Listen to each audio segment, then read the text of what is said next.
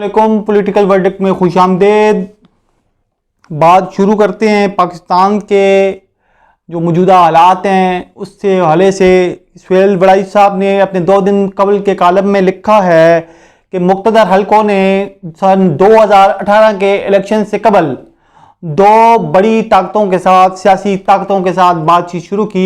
पहली ताकत मियाँ शहबाज शरीफ थे, जिनकी काबीना के नाम तक फाइनलाइज हो चुके थे। एक तरफ तो इस्टेब्लिशमेंट और मुक़्तदर हल्के मियाँ शहबाज शरीफ के साथ हुकूमत साजी के मामलात पर बातचीत कर रहे थे, तो दूसरी तरफ वो इमरान खान साहब के साथ, तहरीक इंसाफ के साथ बातचीत कर रहे थे। इमरान खान साहब के साथ बातचीत करते हुए और शहबाज शरीफ साहब के पास बातचीत करते हुए उन दोनों के पास अपनी अपनी शराइत रखी गई होंगी।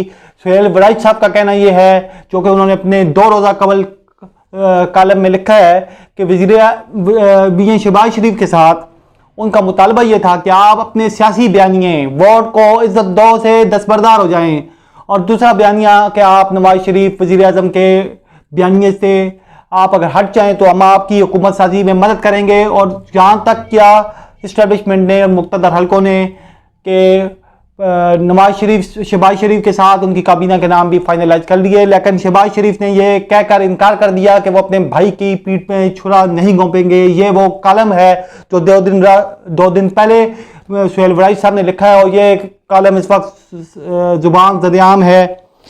ये सोचना यह है कि इस्टेब्लिशमेंट ने और मुक़्तदर हलकों ने कौन सा एक नया रास्ता, नया ट्रैक उन्होंने अडॉप्ट करने की कोशिश की है, जहाँ के वो मियाँ नवाज शरीफ को माइनस करके मियाँ शहबाज शरीफ की हुकूमत बनाने के लिए तैयार थे।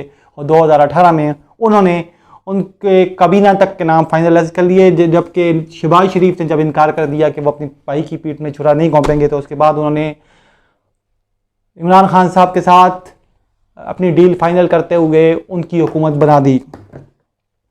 तो इसका मतलब ये है कि इस्टेब्लिशमेंट को, मुक़्तदर हलकों को और दूसरी उन ताकतों को जिन्होंने नवाज शरीफ को माइनस करने की, पाकिस्तानी सियासत से निकालने की कोशिश की थी, वो अपनी बुरी तरह नाकाम हो गए। और वो नाकाम हुए, लेकिन दूसरी तरफ पाकिस्तान मुस्लिम लीग इलेक्शन में नाकाम हो गई। इलेक्शन में नाकाम होने के बाद वो बदतरीन इंतकाम का निशाना बने। मियाँ शहबाज शरीफ जेल चले गए, उनके बेटे मियाँ हमजा शरीफ जेल गए, नवाज शरीफ और उनकी बेटी तो ऑलरेडी पहले जेल में थे, उसके बाद शायद खाकान अब्बासी भी जेल चले गए, और इसके अलावा राना सनाउल्लाह जेल चले गए। वो बदतरीन इंतकाम का निशाना बनाए गए।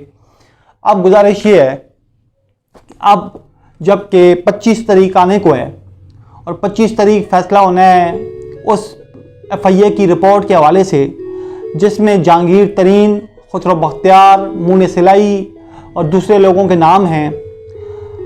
जहांगीर तरीन के हवाले से तो ये बात मैं पहले कह चुका हूँ कि हुकूमत ने गलती ये की है कि उनका नाम तो उन्होंने दिया FIA की रिपोर्ट में, मंजर-ए-आम पे आ गया, लेकिन उनको अगर उन्होंने उनका नाम मंजर-ए-आम पे लाना ही था तो उनको चाहिए था कि उन्हें पहले जेल भेज देते और उन्हें TV की स्क्रीन तक ना आने देते, क्योंकि TV की स्क्रीन के आने के बाद जहांगीर तरीन ने यह कहना शुरू कर दिया है कि सब्सिडी उन्होंने ली ज़रूर है, लेकिन यह पता कराया जाए कि सब्सिडी दी किसने है। सब्सिडी देने में असद उमर साहब, जो कि ECC की मीटिंग के चेयरमैन थे, उनके दस्तखत मौजूद हैं। उसके बाद पूरी ECC की जो टीम है वो मौजूद है। उसके बाद काबीना है जिसने इसको इंडोर्स किया है, वज़ीर आज़म साहब इसको इंडोर्स किया है। तो क्या इस रिपोर्ट में उनके नाम आएंगे? ECC की जो चेयरमैन उसके नाम आएंगे? क्या वो उस्मान बुज़दार साहब भी इसके खाते में उनका गला भी फंसेगा? क्या वज़ीर आज़म का गला भी इसके खाते में फंसेगा इस रिपोर्ट के बाद?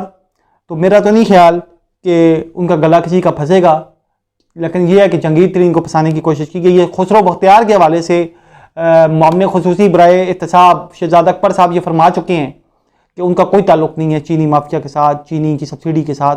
वो तो उन्हें क्लीन चिट दे चुके हैं। क्या FIA की रिपोर्ट उन्हें क्लीन चिट देती है या नहीं देती, इसका फैसला तो 25 तारीख के बाद ही होगा। 25 तारीख को जब नताइज निकलेंगे और फसद की रिपोर्ट सामने आएगी, इस पर भी खदशात का इज़हार किया जा चुका है। इस पर भी जहांगीर तरीन साहब कह चुके हैं कि जिन मिलों ने सब्सिडी ली है उन मिलों का तो ऑडिट ही नहीं हो रहा, और जिन मिलों ने सब्सिडी नहीं ली उनका ऑडिट होने जा रहा है। तो ये क्या बनने जा रहा है? इसका क्या इमरान खान साहब इंसाफ कर पाएंगे?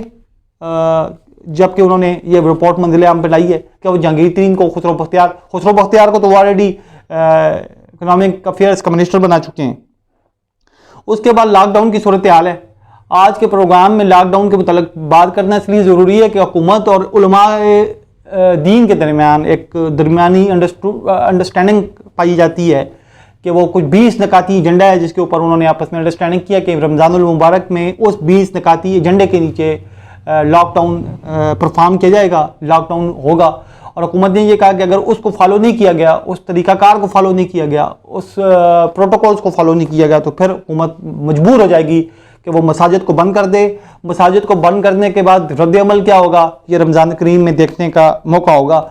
जबकि और हुकूमत के लिए खुशखबरी भी है, 12 अरब डॉलर की जो इस दफ़ा बड़ी रकम थी उन्होंने नहीं देनी, 2% शरह सूद भी कम हो चुका है। ये हुकूमत के लिए एक बड़ा अच्छा मौका है कि वो अपने आप को फाइनेंशियली थोड़ा सा स्टेबल करने के बाद अपनी उठान में इजाफा करे, कोई पॉलिटिकल उठान में इजाफा करे। 12,000 रुपये का फैसला, 12,000 रुपये का रिलीफ पैकेज लोगों को मिल रहा है या नहीं मिल रहा। टीवी की हद तक तो मिल रहा है, टीवी पे कुछ 20-25 लोगों को मिला है, बाकी आवाम को शायद मिला है या नहीं मिला, इसका पता नहीं है। इसका पता करने के लिए भी कोई हो सकता है कि कुछ दिनों बाद कोई स्कैंडल बने कि जी रिलीफ के पैकेज पैसे किधर गए और ये कुछ।